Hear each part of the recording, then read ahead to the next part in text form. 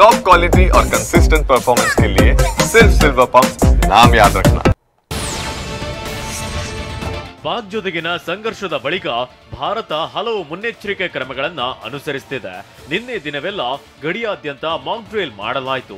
ಇದಾದ ನಂತರ ಸಂಜೆ ವೇಳೆ ಪಾಕ್ ಗಡಿಗೆ ಹೊಂದಿಕೊಂಡಿರುವ ಹಾಗೂ ಸಮೀಪವಿರುವ ಪ್ರಮುಖ ನಗರಗಳಲ್ಲಿ ಬ್ಲಾಕ್ಔಟ್ ಮಾಡಲಾಯಿತು. ಈ ಮೂಲಕ ಯಾವುದೇ ಸಂದರ್ಭ ಉದ್ಭವಿಸಿದ್ರೂ ತಕ್ಷಣವೇ ರೆಡಿಯಾಗಿರಲು ಈ ತಾಲೀಮು ನಡೆಸಲಾಗಿದೆ.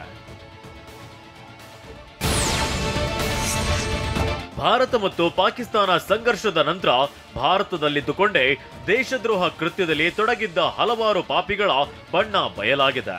ಭದ್ರತಾ ಸಂಸ್ಥೆಗಳು ಇಂಥ ಒಬ್ಬೊಬ್ಬ ನೇಚರನ್ನ ಈಗ ಹೆಕ್ಕಿ ಹೆಡೆಮುರಿ ಕಟ್ಟಲಾಗುತ್ತಿದೆ. ಇಂಥದ್ದೇ ಮತ್ತೊಂದು ಘಟನೆಯಲ್ಲಿ ದೆಹಲಿ ವಿಶೇಷ ಸೆಲ್ನ ಪೊಲೀಸರು ಮತ್ತೊಬ್ಬ ಪಾಕ್ ಗೂಢಚಾರನನ್ನ ಅರೆಸ್ಟ್ ಮಾಡಿದ್ದು ಗೌಪ್ಯ ಸ್ಥಳದಲ್ಲಿ ಈತನ ವಿಚಾರಣೆ ನಡೆಸಿದ್ದಾರೆ.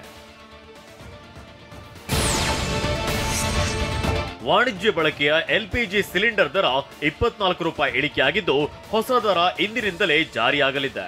19 ಕೆಜಿಯ ವಾಣಿಜ್ಯ ಅನಿಲದ ದರವನ್ನ ತೈಲ ಕಂಪನಿಗಳು ಬೆಲೆ ಕಡಿತಗೊಳಿಸಿವೆ. ಹೊಸ ದರ ಪ್ರತಿ ಸಿಲಿಂಡರ್ಗೆ 1723 ರೂಪಾಯಿ ಇರಲಿದೆ.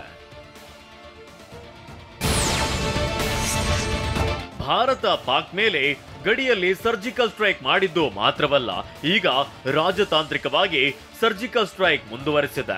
ಭಾರತದ ವಿವಿಧ ಸಂಸದರ ನಿಯೋಗಗಳು ಈಗ ವಿದೇಶಗಳಲ್ಲಿ ಪಾಕ್ನ ಕಾರಸ್ಥಾನವನ್ನ ಬಯಲು ಮಾಡ್ತಿದ್ದಾರೆ. ಇಂಥದ್ದೊಂದು ನಿಯೋಗ ಈಗ ಆಫ್ರಿಕಾದ ದೇಶಗಳಲ್ಲಿದ್ದು ನಿನ್ನೆ ಅಲ್ಜೇರಿಯಾ, ನಿಯೋರಾ ಲಿಯೋನ್, ಇಥಿಯೋಪಿಯಾಗಳಲ್ಲಿದ್ದು ಅಲ್ಲಿನ ನಾಯಕರಿಗೆ ಪಾಕ್ನ ಕುತಂತ್ರವನ್ನ ವಿವರಿಸಿದ್ದಾರೆ.